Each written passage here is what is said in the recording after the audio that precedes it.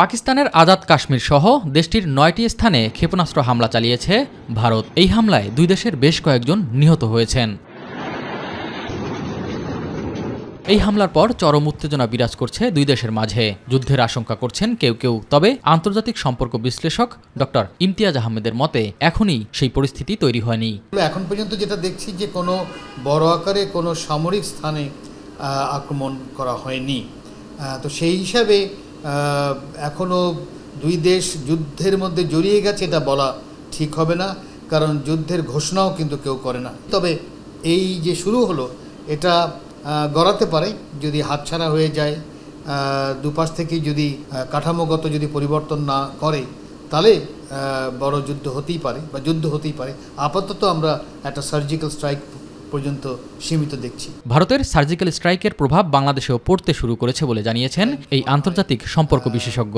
পরিস্থিতি আরও খারাপ হলে নিরাপত্তা ও অর্থনীতির উপর ধাক্কা আসার আশঙ্কা করছেন তিনি। বোঝা গেল যে ইম্প্যাক্ট অলরেডি পড়া শুরু করেছে। প্রথম ইম্প্যাক্টটা পড়বে স্বাভাবিকভাবে এয়ারলাইনের উপরে, কারণ যেহেতু মিসাইল ব্যবহার করা হচ্ছে এবং আমি মনে করছি অনেকটা যে হয়তো ড্রোনও ব্যবহার করা হবে।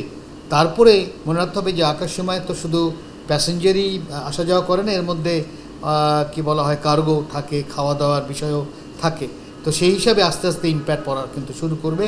তবে বড় ধরনের যুদ্ধ হলে তো স্বাভাবিকভাবে সাপ্লাই চেইন ইত্যাদি সব কিছু ক্ষতিগ্রস্ত হবে। তখন উপমহাদেশের যতগুলো দেশ তারা তো ক্ষতি হবে, উপমহাদেশের বাইরে যারা তারাও ক্ষতি হবে। এ বিষয়ে সতর্ক থাকার পাশাপাশি পরিস্থিতি মোকাবিলায় সরকারকে দ্রুত পদক্ষেপ নেওয়ার তাগিদ ডক্টর ইমতিয়াজ আহমেদের।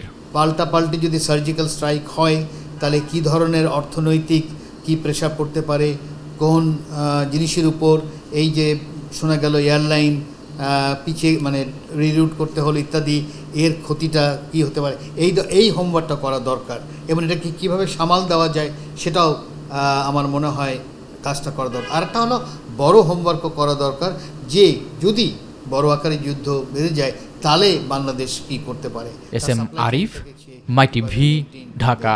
তার যেই বিরাট গার্মেন্ট ইন্ডাস্ট্রি